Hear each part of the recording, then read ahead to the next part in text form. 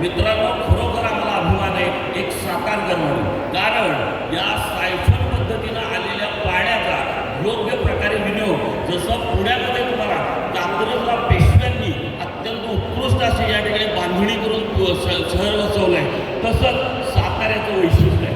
साताऱ्यामध्ये अप्रतिम अशा स्वरूपाचे पेढे मिळतात. पेढ्यांचा जर इतिहास, पेढ्याशिवाय सातारा पूर्ण होत नाही. जगामध्ये तुमच्या माहितीसाठी इथं इतके बाहेरची मंडळी आली आहेत, मुद्दाम आवर्जून पेढ्यांचा आस्वाद घ्या. कारण ह्याच्या मागचं असं आहे की ज्या वेळेला हे शहर बसवलं त्यावेळेला या शहराला या असणारे जे कोणी शासक होते त्यांनी जिभेची त्या ठिकाणी चव चाकता यावी आणि उत्तमोत्तम खाद्यपदार्थ आणि खाद्य संस्कृती रुजवावी म्हणून राजस्थानातनं स्पेशल या ठिकाणी असे हे हलवाई आणले आणि त्यांनी पेढा, हा पेढ्याचं पण वैशिष्ट्य असं आहे की आमच्या परळी खोऱ्यामध्ये या ठिकाणी तिथं अत्यंत सुंदर अशी या ठिकाणी गवत आहे. त्या गवतावर चरणाऱ्या ज्या काही म्हशी आहेत त्यांच्या दुधामध्ये या ठिकाणी त्या गवताचा गोडवा होता आणि तो खवा मुळातच सुंदर लागतो आणि त्या खव्यापासून बनवलेला तो पेढा आणि त्याच्यावर प्रोसेस केलेला हा पेढा, असा हा सातारी गल्ली पेढा.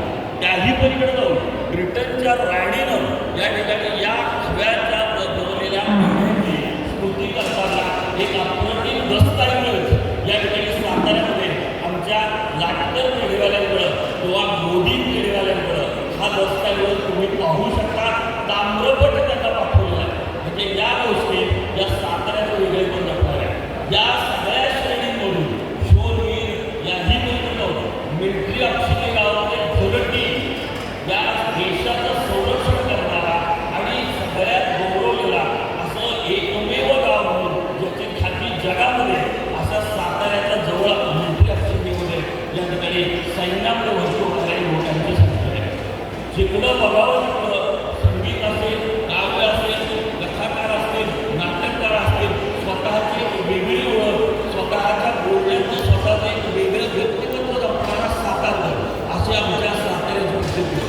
तुमच्या सगळ्यांचं या ठिकाणी सहर्ष स्वागत.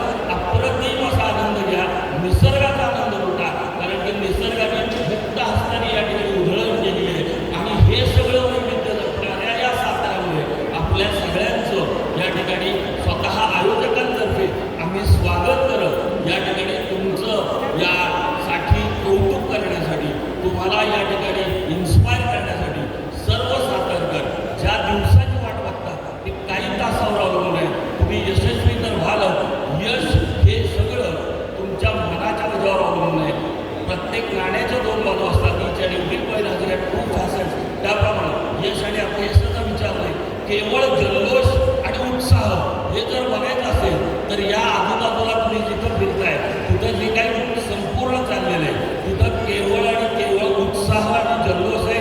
हा उत्साह आणि जल्लोष उद्या ही स्पर्धा संपेपर्यंत टिकवावा ही मनोमन आपल्या सर्वांना शुभेच्छा देत एक सातारकर या नात्यानं हे वेगळेपण आणि ह्याला उत्तरोत्तर तुमच्या सहकार्याने आणि तुमच्या समन्वयातून याला एक वेगळी उंची, या स्पर्धेला एक वेगळी उंची